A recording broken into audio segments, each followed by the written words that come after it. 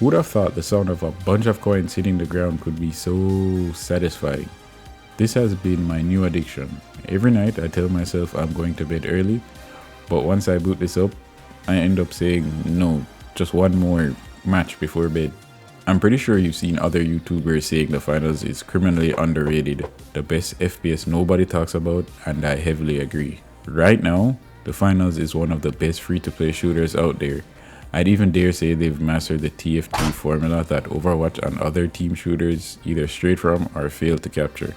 A lot of you probably already know what the finals is, but here's a quick breakdown. It's like I said, a free-to-play shooter developed by Embark Studios, a team formed by EA DICE devs, some of whom worked on Battlefield, which I think is one of the key reasons this game turned out so good. The game is set in a virtual world or game show style arena where teams of 3 or 5 face off to complete key objectives, whether that's delivering a cash pack to a deposit station and guarding it while it uploads, or straight up team deathmatch where the first team to hit 3,000 points in a best of 3 wins. In the main mode cash out, up to 4 teams fight over 2 boxes and 2 deposit stations, making matches chaotic and unpredictable.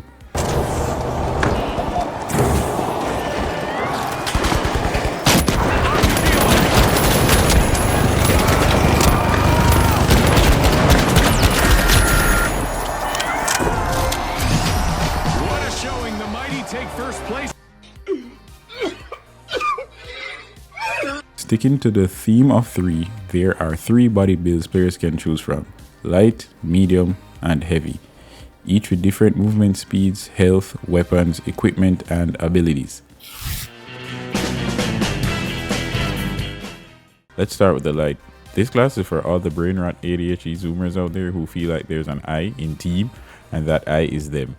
They've got the highest movement speed, with 2 out of their 3 selectable abilities being movement based. If you compare this to the TF2 classes, it has the playstyles of the sniper, the spy, and the scout all available to them through different combinations of weapons, abilities, and gadgets. In summary, they're basically glass cannons. High DPS potential, low health. In the hands of a demon though, they can wipe teams by themselves and outplay you so hard you'll be thinking about uninstalling.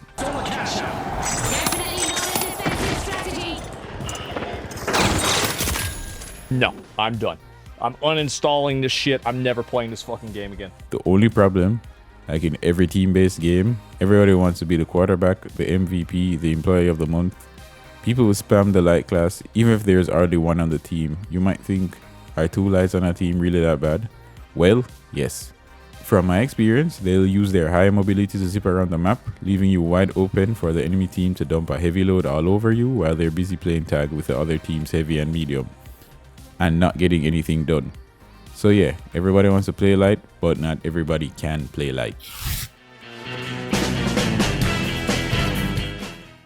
Next up is the medium. And yeah, you probably thought I hated lights, but no, mediums are what I hate playing against the most. Their movement and health are in the middle of the pack. They're basically the support of the game. If we compare them to the TF2 classes, they would be the engineer, the medic, and the soldier, all in one. They have an ability that's basically an equipable healing gun or beam that you can use to heal teammates. Kinda looks like Mercy and the medic's healing beam.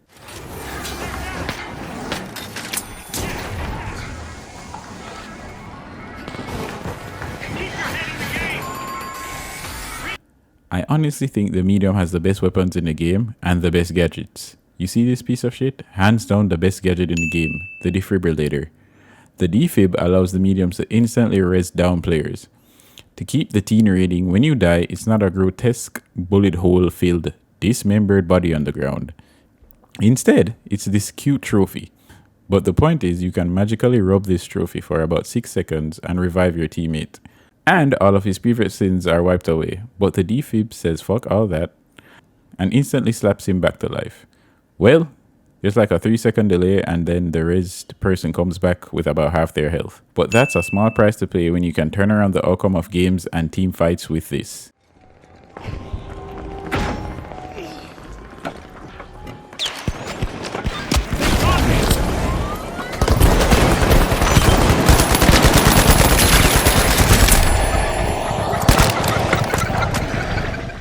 You think 3 lights were annoying? Try 3 mediums carrying defibs and chain racing each other. 3 mediums can prolong fights for so long with this, giving them more room for you to make mistakes.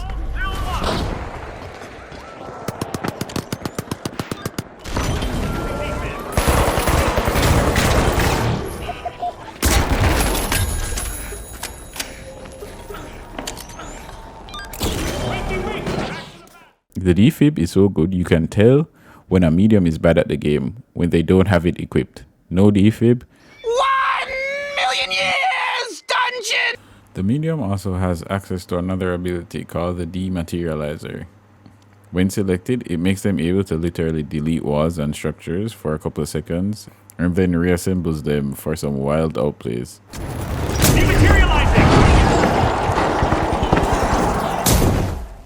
And lastly, the medium has a deployable turret, which to me, out of the 3, is the lamest one. It's pretty straightforward. It's a turret you can place on almost any flat surface, even on the ceiling. But yeah, it's kinda lame. I mean, it's good against lights since it chips away at their small health pool, making them rethink engagements or making it easier to land killing blows. Still, I hardly ever use the turret. To me, the medium really does have a lot of diversity in its kit and is probably my most played class. It's just fun and can adapt to any situation easily.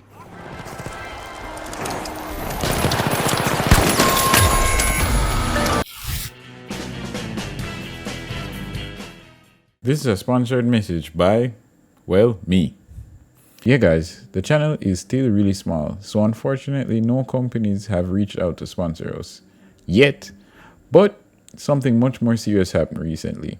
Late last month, my little island, Jamaica, was hit by a Hurricane Melissa, a Category 5 storm.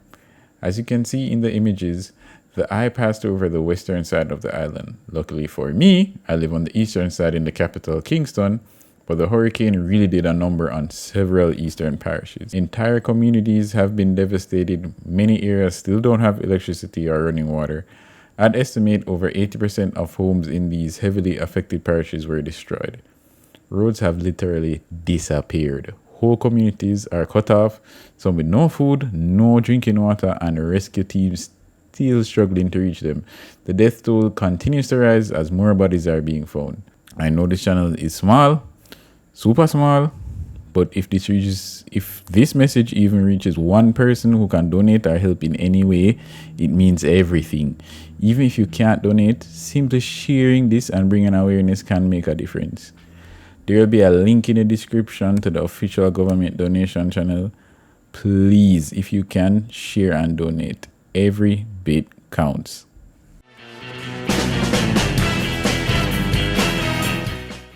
Then lastly, you have the heavy. As the name suggests, they have the biggest character model, and as you can guess, they're the slowest, but they also have the most health. They create space and are the best at frontlining and tanking damage. To bring back the TF2 reference, the heavy in the finals is basically a mix of the TF2 heavy, Pyro, and Demo Man. Tanky, destructive, and built to hold the front line. The heavy abilities include a hook that you can use to yank anything in front of you, players or items in the environment, a shield that functions just like Reinhardt's from Overwatch, and a chart that destroys anything in its path, structures and players included. The charge hits even harder if you jump and use the ability, or if you're falling and you use it, it becomes a slam. You can even hit the jump button during the charge to cancel it into a slam, which deals a bit more damage than a straight charge. The heavy class is the only one with access to light machine guns and rocket launchers. With some good coordination, you can make solid pushes and break enemy defenses around objectives. And trust me, nothing beats hooking a light and bitch slapping the sonic rings out of them.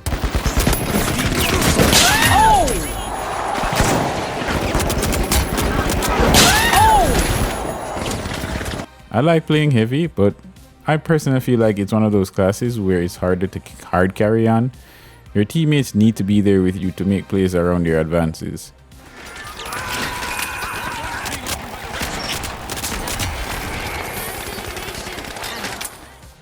Given the premise of the game and playable classes, I'd like to talk about the map design.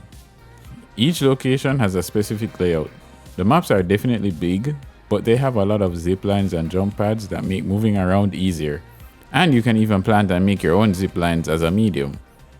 There's a lot of verticality in the design. Some buildings have like 6 flights of stairs or a conveniently placed jump pad that can launch you like 50 meters into the air straight to the high ground. Honestly, it's the first game where I actually don't have a map I hate playing on. I'm usually all for map voting, but I don't miss it here because all the maps are so well designed, and that alone shows how out of the world the developers are.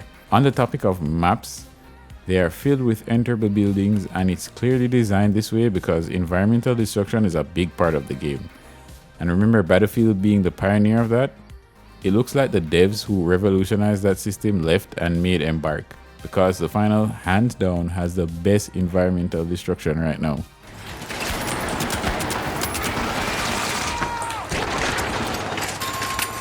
You can take down entire buildings and walkways with well-placed explosives.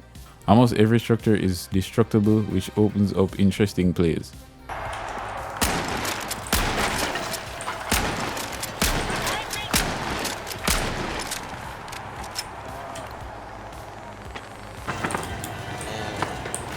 I got my favorite. Like, I think this is my Future select few that pass the vibe test. Speaking of interesting plays, each class has a variety of gadgets they can bring into battle. You can only bring 3 specifically, but the combination of gadgets and abilities you equip greatly influences your playstyle and team strategy. Let's say you have a heavy and a medium on the enemy team, and they decide to go for a defensive approach, spamming mines and structures. The counterplay would be to drop the box a floor or 2 down, especially if it's in a high up building, or blow a hole in the ceiling above and spam throwables. But then bam, they had a trophy system set up nullifying all throwables. There's so much counterplay in this game, and every class has a way to deal with the other 2. If you're like going up against a team of big body goons, whip out the sawed off and 2-tap them. Getting reverse bullied by a light with a double barrel in your face, whip out the sledgehammer and hook and have a field day. Oh god. I'm saying all of this just to point out that there's counterplay for everything. Sure, some classes struggle with certain strats or comps, but you're never helpless, and there's always something in your arsenal that gives you a fighting chance. You're probably wondering, it's a free to play, so what are the microtransactions like? It's your typical swipe for drip, and I'll admit I actually like the cosmetics in this game. Just hear me out. You can cosplay as Gundam 00, a random anime girl with angel wings, or my favorite, a hype beast. We've all complained about crazy cosmetics breaking immersion in games like Seth Rogen and Beavis and Butthead running around in Call of Duty, but this game's setting is similar to Ready Player One. You're a contestant in a virtual game show, so the skins don't really break immersion. That said, the drip is pricey. They've got 2 tier of battle passes, and I have to deduct some points here for that because it's like they purposely dumbed down the design in the regular tier and dangle the shiny ones in front of your face. Like, I know you just spent $15, but give us another $15 for the better version. It's kind of scummy in my opinion. On top of that, they sell cosmetic sets outside the battle pass, and of course those look even better than the ones in the pass. Typical monetization tactics. They need to make money, sure, but still, at least most of the cosmetics are fresh. Now, continuing the deductions, the matchmaking is kinda buns. I'm mostly solo queue, and it's either I'm up against multiple 3 stacks or my teammates are in tinfoil elo while I'm in copper, and we get matched with actual demons. Well, it's not entirely their fault. The player base just isn't there. Checking the Steam numbers, it's got a 24-hour peak of around like 16k players, which compared to its contemporaries like Apex Legends and Overwatch, yes, even Overwatch is doing much better than the finals in numbers. And that's the real reason I'm making this video. The game deserves such a bigger player base. Embark Studios has created a fun team shooter. To me, it's the closest thing we have to TF2 levels of fun. All the characters have abilities and gadgets that feel inspired by TF2 classes. So yeah, besides the high cost for drip and the questionable matchmaking, the game is pretty solid. Better than 2/3 of the team shooters out right now. Matter of fact, it's the best team shooter out there, like I said before. And please don't bring up Rainbow Six in the comments. That game is for maidenless incels. However, you are maidenless.